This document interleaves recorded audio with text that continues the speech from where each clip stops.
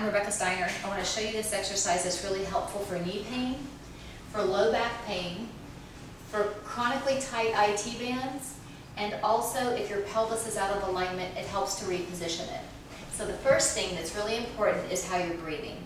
So what you'll want to do is put your hands on your lower ribs like this, and go ahead and just take a normal breath in and a big breath out. That's right out your mouth. So if I was going to put a mirror in front of your mouth, your breath would fog that mirror. So just in normally through your nose and a big exhale out your nose. Good. You just really feel those ribs come down. When you think you're done exhaling, exhale even more. So good, Becca. Just right out. Keep going, keep going, keep going, keep going, keep going, keep going, keep going with that exhale. Beautiful. At the bottom of your exhale will be this quiet place that you'll feel like you can hang out forever.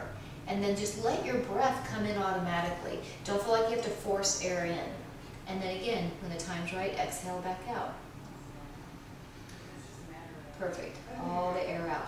This is really, really important because a lot of the muscles that attach to your hip and pelvis also attach to your diaphragm, your psoas, your quadratus lumborum. So it's really important that you allow your diaphragm to completely settle in its resting position that it should be in. Now some of you may have your chin up really high. That means you need a pillow under your head.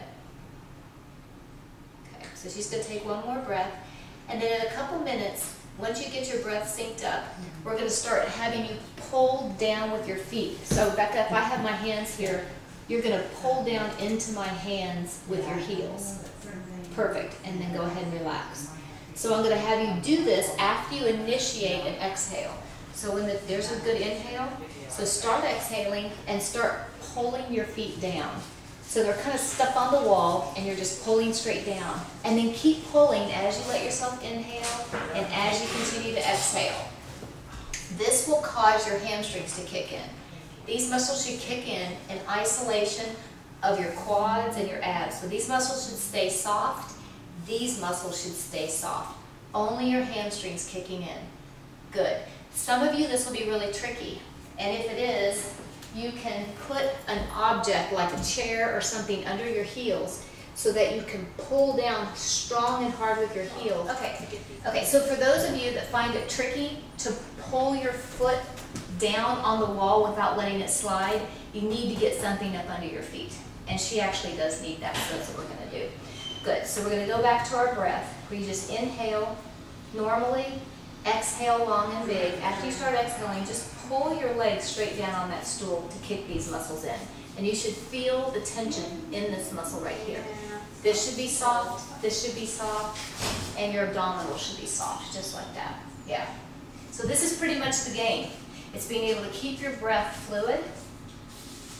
Deep exhale where your ribs go down, down, down, down, down, down, down.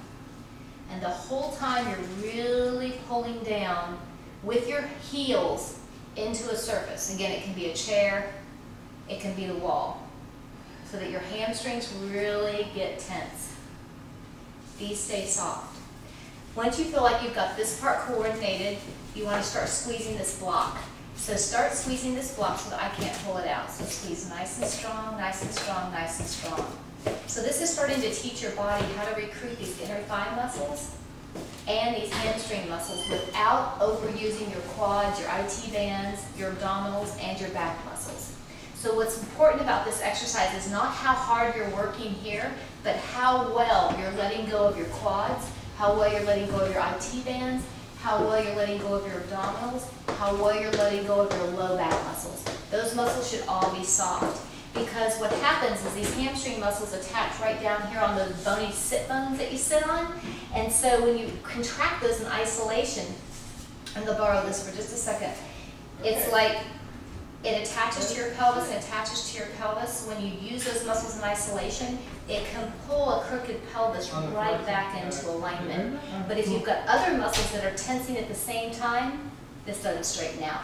So you have to let your tummy relax, your back relax, your quads relax, and only use your inner thighs and your hamstrings. And it'll really help pull length into your low back and decompress it. It'll help pull neutrality into your pelvis. which will reset the position of your femur and reduce stress on your knee. It will also change this chronic tension that people have in their IT bands. So if you find yourself having to massage and roll out your IT bands all the time, if you can do this, it can really help to release them.